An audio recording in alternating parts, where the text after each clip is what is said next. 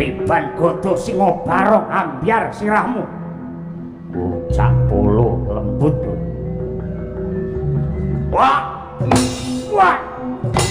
Ah.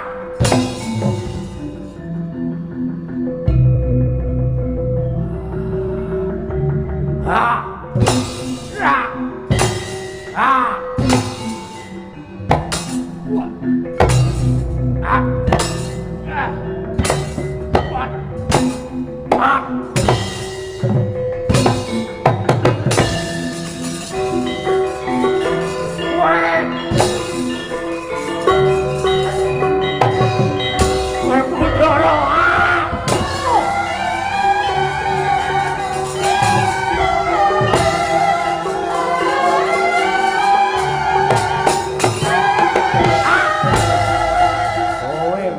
Perang neng Bratayuda ora bakal entuk apa-apa. Kowe bakal mung nemu negara kotong, malah kowe tak tinggali utang. Nadyan to wong sak donya kabeh ngalembana karo Pandhawa jare satriya utama. Ning kanggone Duryudana Pandhawa ki satriya sing nista. Kowe anake Kunti Talibrata. Sebab apa kae kakangmu Puntadewa nek sabar lan uga dipundhut dadi putrane Bathara Darma. Mula jenenge Darmaputra ya Darmakusuma. Merga oleh selingkuh mbokmu Kunti karo Bathara Darma. Kowe dedek piadekmu kaya Bathara Bayu ora iso basa ora iso ndodhok. Merga kowe sejatine anake Kunti anggene selingkuh karo Bathara Bayu, mula nggih nutupi kowe dipek anak dadi Kadang Bayu. Janaka kae kenapa nek gantengi kliwat ukur? Merga anggene sesideman mbokmu Kunti selingkuh kelawan Bathara Kamajaya. Nakula Sedewa kae bocah kembar pinter lan ganteng. Merga Madrim anggene demenan karo Aswan karo Aswin. Kanggone Duryudana Pandhawa dudu wong utama, ning kowe anake wedokan planyan. Cangkeme.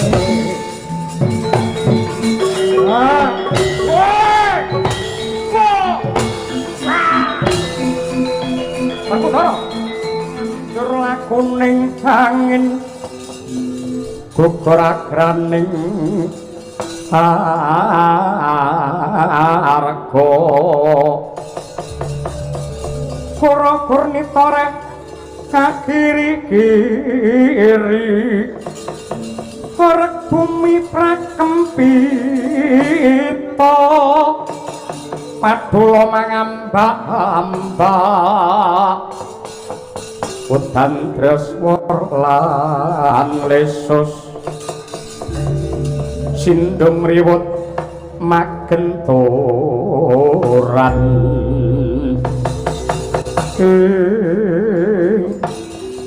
kadangipun kakang sing banget ndak tresnani Dimas Werkudara. Dinten tresna kakangku ana dawuh apa? Mung kari sak kemprangan paribasane Pandhawa bakal antuk kamenangan sajroning Baratayuda. Sena ndok rewangi adus getih udan luh nganti nuwuhake pangorbanan sing ora sithik kuwi yektine siadi golek apa?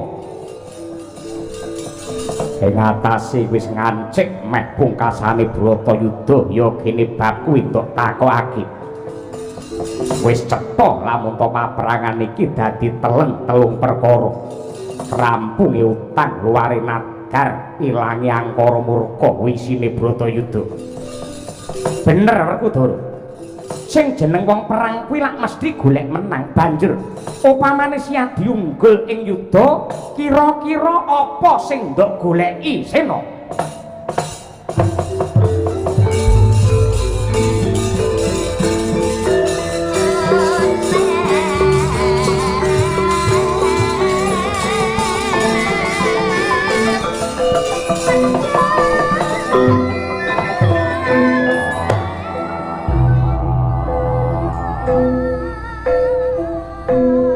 Aja bingung rasaku sing mbok karepake piye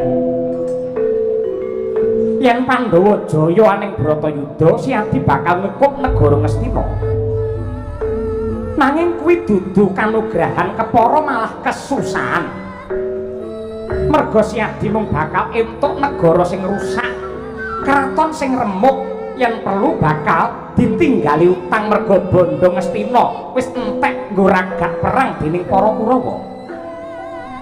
Siadi mung bakal krungu tangise Waranda panderiting bocah lolo lan wong cacat sing dadi korbane perang. Lah banjur anggon utuh jiwa raga sajroning Bratayuda iki entuk-entukan apa? Citeng kakangku. Kowe kuwi takon apa pengen jajaki arep batine Werkudara. Helingo menungso lair biyen ora nggawa apa-apa. Ya merga kemurahane pangeran banjur menungso pinaringan piranti genep lan 1000 kebungan. Sing tegese wong urip kuwi tanpa palitan, weruh-weruh mung kari urip. Banjur tinuntun dening purbane Gusti. Mula urip sing bener kuwi mung pasrah sumarah tanpa rasa milik marang apa wae tanpa bidok lawan sumpahe satriya sing kudu sepi pamrih rame ing gawe jroning Bratayuda iki akeh dadi Werkudara dadi pirantine bebener supaya ngisas angkara murka tanpa aku ngarep-arep bebungah apa-apa kejaba mung asihe pangeran. Yen pancen rampunge Bratayuda Pandhawa kudu ngrukti wong cacat ngopeni wong lolo bakal tak tampa kanthi ikhlas merga yen uripku bisa piguna tumrape wong akeh kuwi padha karo 1000 nugraha sing tak tampa tanpa ana tandhinge ning jagat.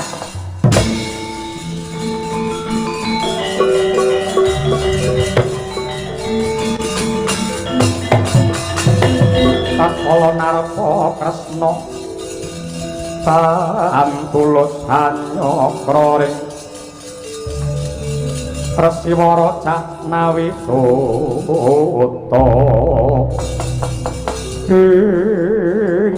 adikku adiku wong gagah seklimah ucapmu nanging mentes lan pantes dirungokake Arya Sena. Kowe kuwi arang-arang guneman nanging lamun to gelem omong kok nentremke rasa. Nadyan to kowe kuwi agal gruwal-gruwal blegermu.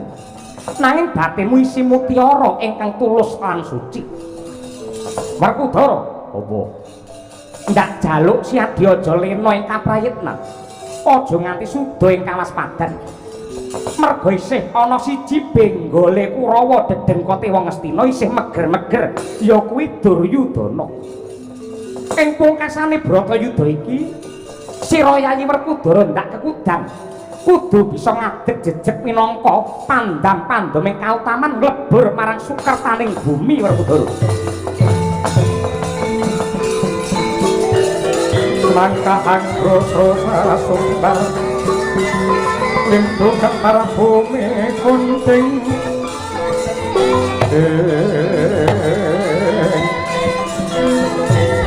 semaudo kuntara ketok kumuk kani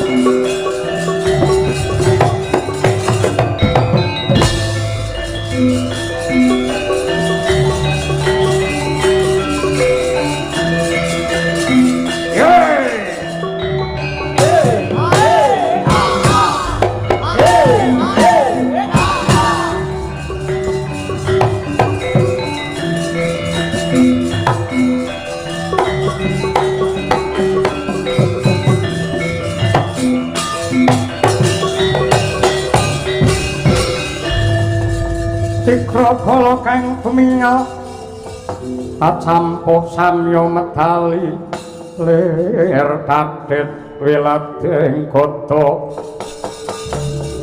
kakiwan kunguncang niti Werkudara aja gembilo sirah waja ngendel-ngendelke Nadyanto wis bisa ningkes senopati prajurit saka negara Ngastina. Nanging neng Bratayuda iki kowe durung menang merga bebantenge wong Ngastina, Ratu Ngastina Duryudana isih meger-meger. Hari palungguhan iki wis ijen tanpa kanta lan kanthi. Karepmu piye Kakang Duryudana? Buktekno karo wong sak jagat. Anggenku tetandingan karo dapurmu. Kira-kira sapa sing jengkelang wandane glundung sirahe bosok koklok dirubung laler. Aku mung nderekake karepmu sepira banggamu. Joget lak kendangi kowe.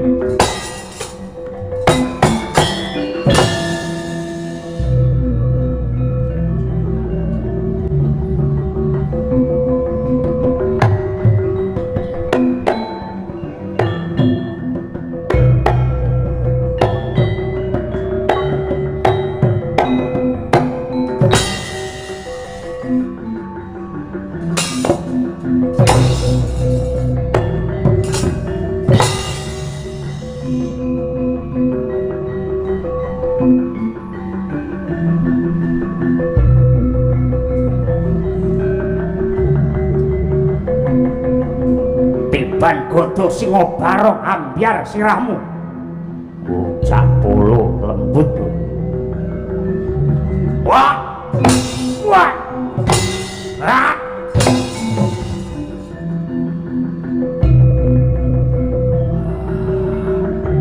Ah! Ah! Ah! Wah! Ah! Ah! Ah!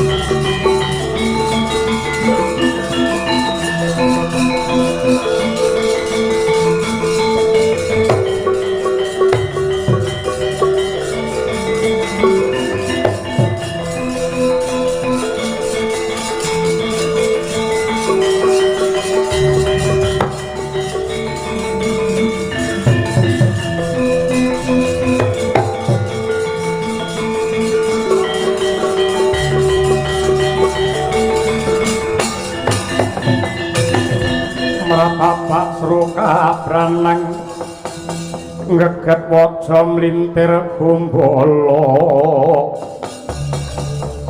sugal wijiling sabda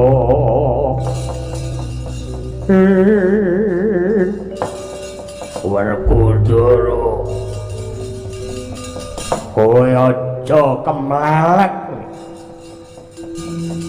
merga saka tumindakmu sing kaya kewan kakangmu Duryudana wujude kaya ngene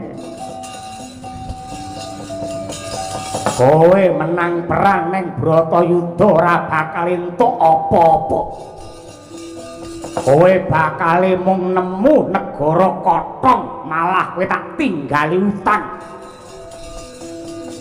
Nadyanto wong sak donya kabeh ngalembana karo Pandhawa jare satriya utama ning kanggone Duryudana Pandhawa ki satriya sing nista kowe anake Kunti Talibrata sebab apa kae kakangmu Puntadewa nek sabar lan uga dipundhut dadi putrane Bathara Darma mula jenenge Darma Putra ya Darma Kusuma merga oleh selingkuh mbokmu Kunti karo Bathara Darma kowe dedeg piadekmu kaya Bathara Bayu ora iso basa ora iso ndodhok merga kowe sejatine anake Kunti anggene selingkuh karo Bathara Bayu mula nggih nutupi kowe dipek anak dadi Kadang Bayu Janaka kae kenapa nek gantenge kliwat ukur merga anggene sesideman mbokmu Kunti selingkuh kelawan Bathara Kamajaya Nakula Sedewa kae bocah kembar pinter lan ganteng merga Madrim anggene demenan karo Aswan karo Aswin kanggone Duryudana Pandhawa dudu wong utama ning kowe anake wedokan planyang cangkeme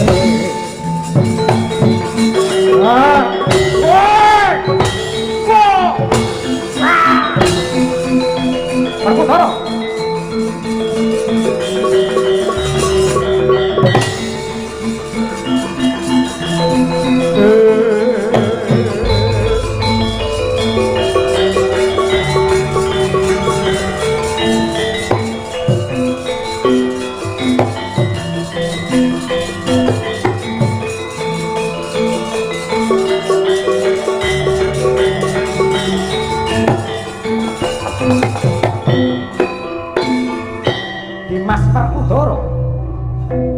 jletek kakangku piye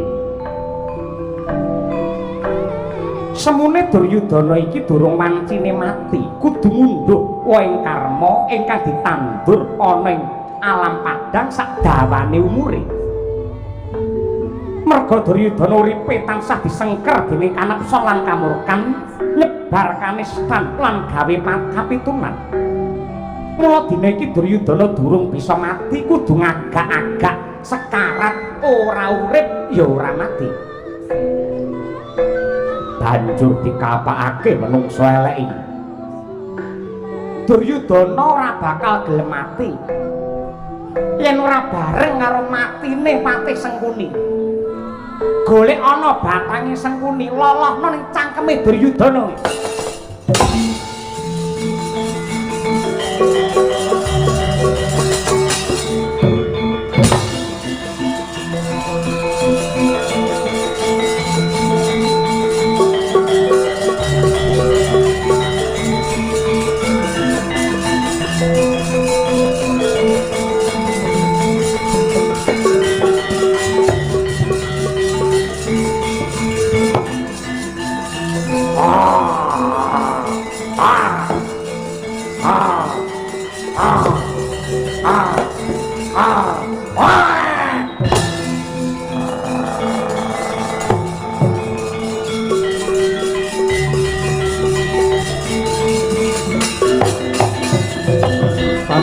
mergut ngembak watang ngrabosa mungsuh tangkap dojo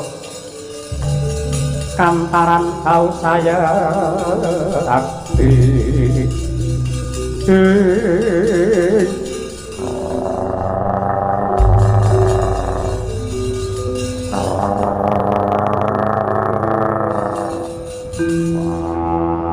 malah ngorok orang ngorok kuwi nglokor ora mati-mati merga ragane lan jiwane durung ikhlas marang lalakon iki.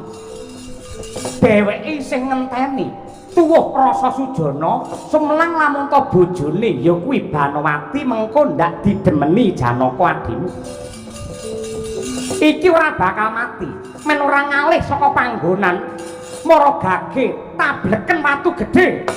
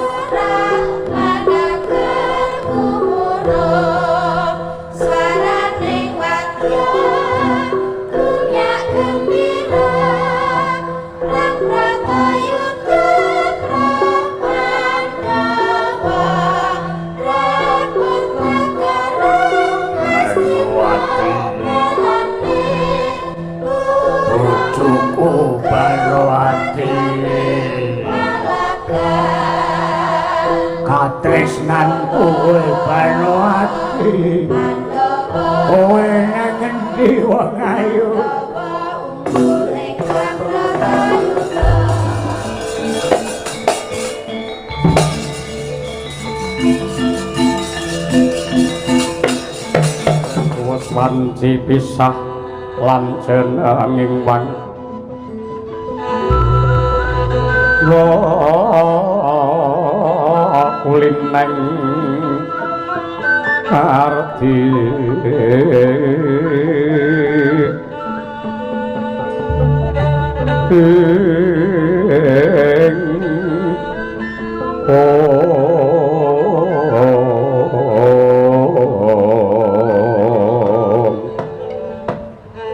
Dari ana swara klesek-klesek iki apa ana pawongan sing ngadhep ana ngarsane ingsun Gendari. Meninggih kaluhuran Kang Adipati caos menika bilih para putra-putra Pandhawa jangkep samangke sowan wonten negari Ngastina Kakang Dastarata wadalah jagat Dewa Bathara.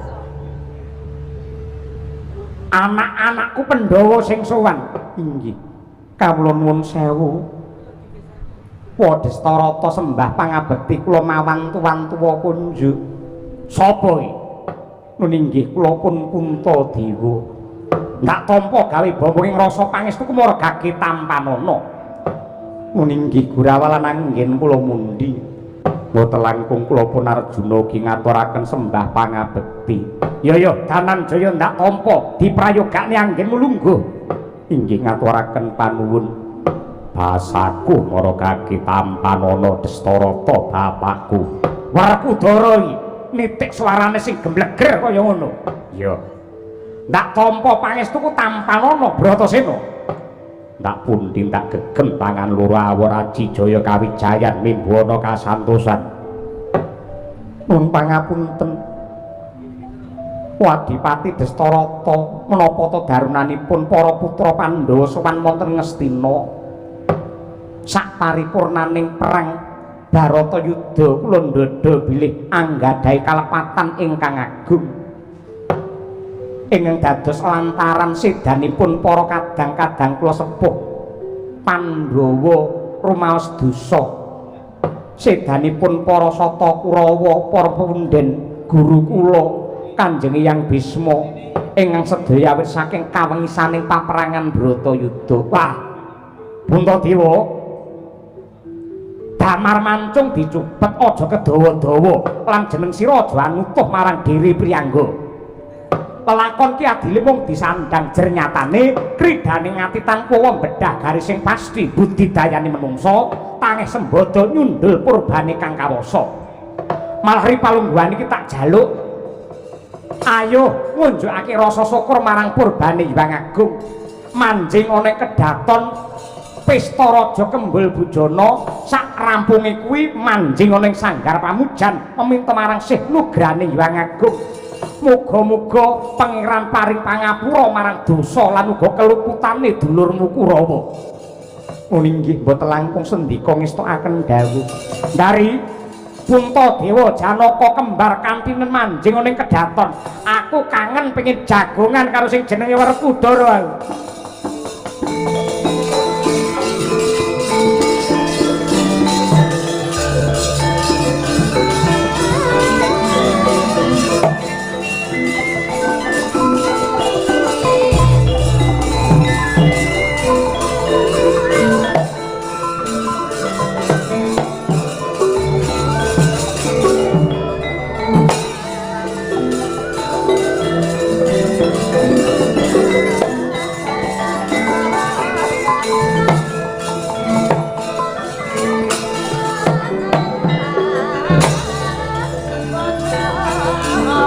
Dara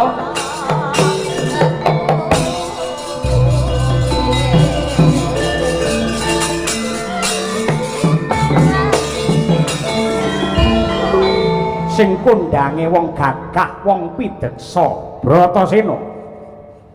Wah, opo kabare Dursasana kakangmu sing mateni kowe? Pancen dasar para nyata Dursasana ngunduh wae panggawe biyen wani dak siya kelawan Mbakyu Kudrupadi dilarak dijambak rambuté nalika sesukan dadu. Wis sak trepe lamun Dursasana nampa karma kaya mangkono. Duryudana anakku mbarep jare ya nduk pateni. Ya mbuh mati mbuh urip ngagak-agak sekarat tak tindhi watu gedhe ana tengah alas. Aja nduk tangisi aja kok getuni. Ora pancen ya pancen bocah yen wegah nampa wewarah nampik marang pitutur becik entek-entekane ya kaya anak-anakku Kurawa. Gandeng ripalungguhan iki anakku wis gusis ora ana sing sisa.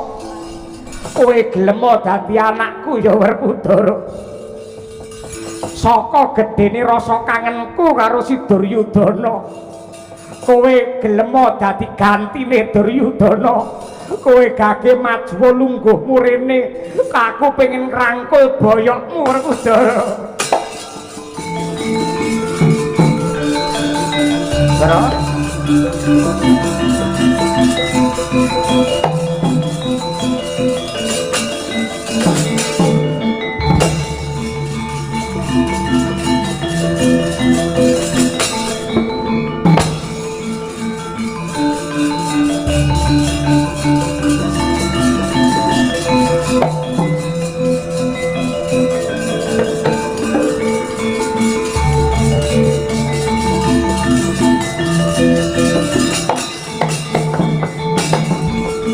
tata gelar sang Adipati Dastarata arsa ngesok rasa tresna dhumateng sang Werkudara.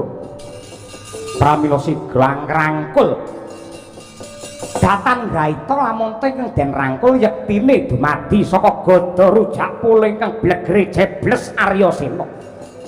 Mangkono epek-epeke sang Dastarata muruk abang makantar-kantar.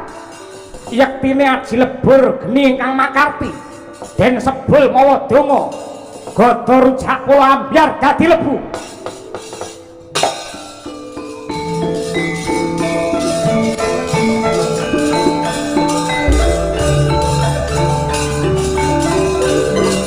geni. Ah.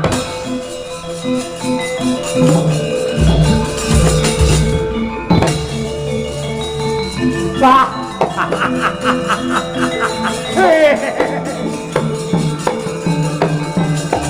Wah.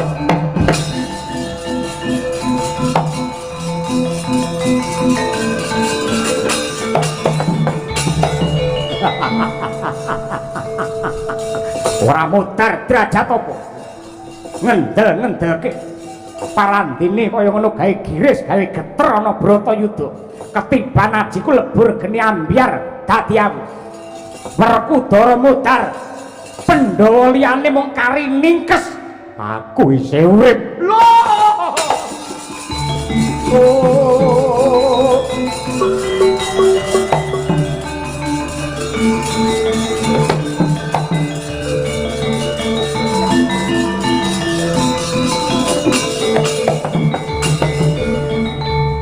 Sasedane bapakku Pandu. Kowe sing tak anggep dadi wong tuwa. Ning yo kene kowe dadi wong tuwa ora kena dipundi-pundi, ora kena diajeni Destarata. Bratayuda wis rampung, anakmu Kurawa wis ngunduh tandurane. Ning sebabe apa kowe isih nandur rasa serik karo aku, nandur rasa gething karo Pandhawa. Aku sejatine welas mesake nyawang panjenenganmu ingkang cacat netra. Ning emane sing wuta ora mung mripatmu ning batinmu melu picek. Dari ayo lunga dari Kendari. Ayo lunga aku kiraan dari.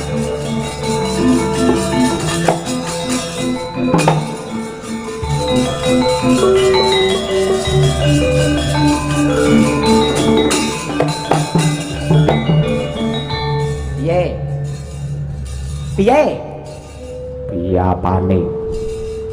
Yen aku ora kandha, ora tak sulap godho rujak pulu memper kaya kowe, mbok menawa yen kowe dirangkul karo awakmu Destarata mati tenan. Apa mati uripe menungsa ki ana tangane Destarata? Siji pesti, loro jodoh, telu wahyu ana astane Gusti ingkang nyipta jagat. Nadyanto upamane aku sing digrayang karo Destarata bapakku nganggo aji lebur geni, urung karuan aku mati. Nadyanto kondang lebur geni ampuh kabeh karo kodrat. Kodrat sing langkung menang. Aja sok diwak-diwake kadidayan pusaka apa wae. Ning donya ora nek sing langgeng kejaba mung Gusti ingkang nyipta jagat. Wah. Teh omongane kaya Gus Idam malah.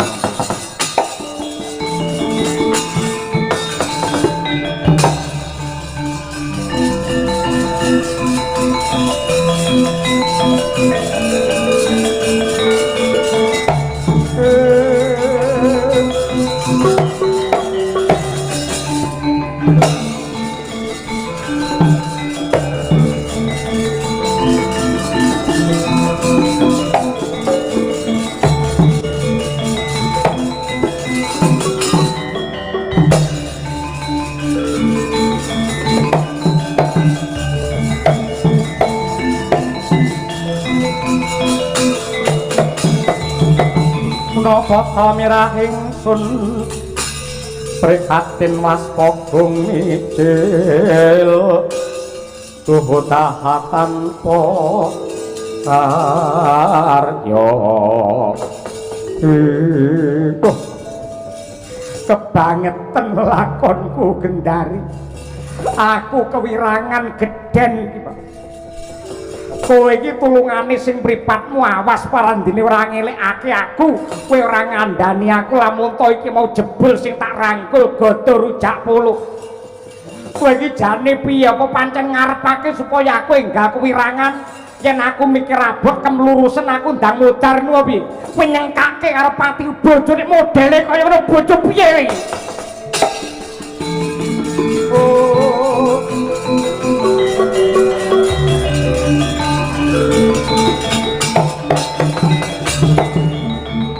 Nuwun sewu Kakang Adipati. Monggo sak mangke kula dherekaken mengo dumateng lelampahan ingkang sampun kawuri. Nalika kula dipun boyong dening Prabu Pandhu dhateng negari Ngastina mriki ingkang kula esti ingkang kula epi-epi mboten wonten sanes kejawi namung ginarwa dening Raden Pandhu. Nyatanipun kados pundi bareng kula dumugi wonten negari Ngastina, parandene malah dipun palakramaken kaliyan rakanipun Prabu Pandhu ingkang nyatanipun mboten anggadhahi kalenggahan tur dasaripun Caca Netra. Ing atase piyai cacat kaya ngono parandene Rinawi nyeneni bojo nguring-uring karo bojo. Goleki teng donya apa ana wong wadon sing setya karo bojo kaya kula niku. Ning parandene jenengan mung getaki dumateng kula, ndukani dumateng kula. Mongko wong lanang iki bakal kajen lamun to telung perkara kecekel. Wirya, harta, wasis. Wirya iki wong tuwa pikun dudu. Wirya niku kalungguhan. Harta ini tegese brana picis. Wasis niku kepinteran. Ning telung perkara ing atasipun kalungguhan, kepinteran. Brana picis jenengan babar pisan mboten duwe. Lajeng pedahipun menapa kula ndherekaken paduka suwita wonten ngarsa paduka. Lunga sak paran-paran golek urip dhewe-dhewe yen ngono. Dari Kendari.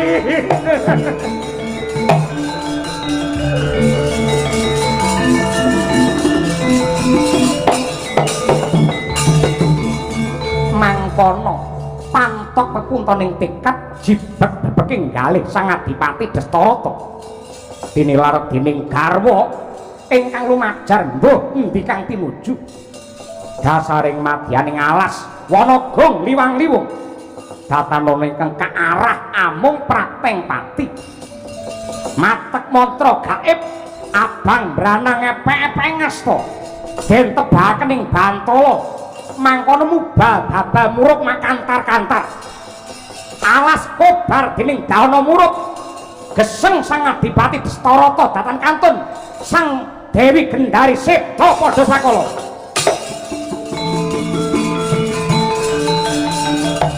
lebur kening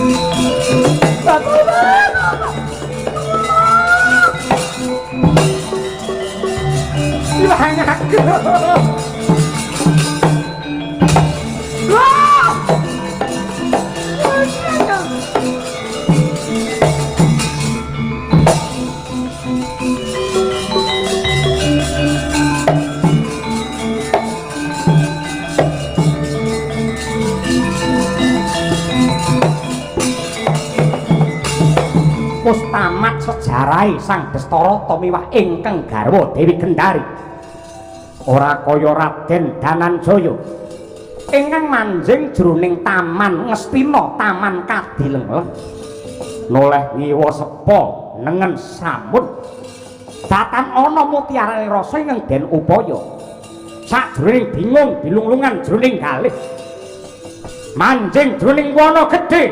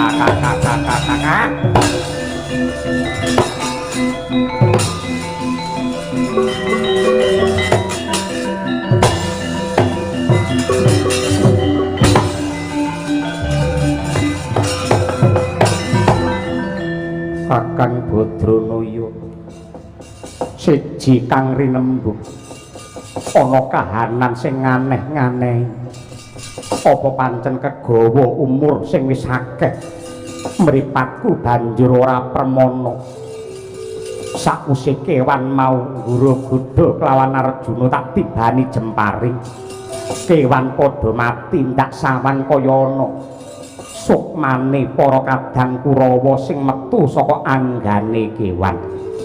Kuwi karepe piye Kakang? Nah, kula tak matur. Sing jenenge menungsa niku makluke pangeran ingkang tataranipun inggil piyambak, luhur piyambak, sampurna piyambak. Merga napa? Menungsa niku dening Gusti pinaringan piranti genep mutiara patang perkara nenggih agama, akal, moral lan rasa isin. Agama niku pranatan saking Gusti ingkang tinulis wonten Weda Suci minangka tuntunane kajiwan supaya menungsa pinaringan tentrem lahir batin slamet donya tekan akhir niku agama. Akal niku nggih ngulir budi, ngulur nalar miwir pikir. Lamun menungsa nemtokake apa wae sing mubeng niku otake. Ingkang angka 3 nenggih moral niku wonten sambung rapete kalian tingkah laku muna-muni solah bawa ingkang trep kalian lajering bebener lan kautaman. Dene ingkang angka 4 nenggih rasa isin. Rasa isin niku sing duwe ya menungsa, buktine mboten wonten critane kewan katokan yen ora dikatoki karo menungsane. Ning para Kurawa nabyanta pinaringan nugraha 4 mutiara agama, moral, akal, rasa isin. Ning ora dicake mungguing bebrayan.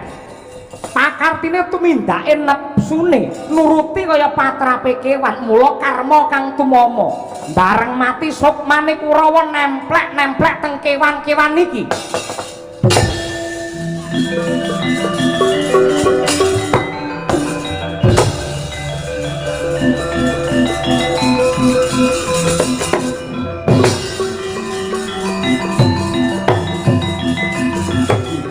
Ora ndok lepek tak odel-odel wadukmu.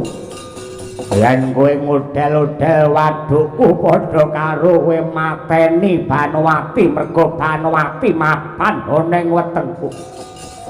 Banowati bakal tak jur tak luluh kuwi urusanku. Meleka mripatmu iki Ratu Ngastina Duryudana nadyan sekarat aku isih urip. Keblangeten patramu Janaka. Ing atase sing lanang agak-agak parantine bojone arep digaglak. Kelakuan menungsa apa kewan? Kowe iki jane wong nista, kowe iki wong murka ning kudungan dharma cangkemmu.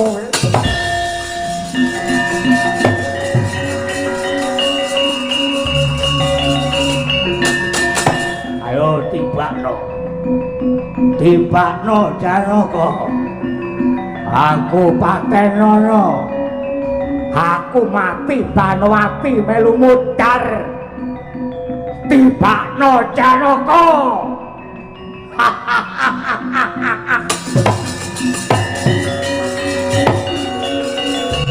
Sos.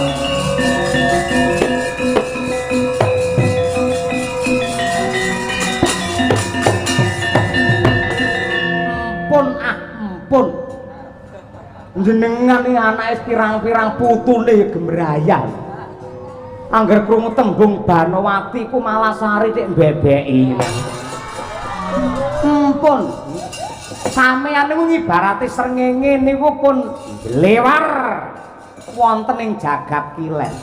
Yen mang tutuk-tutukne ngoten niku njur sing nggih panutan anak putumu sinten? Ayo mulih.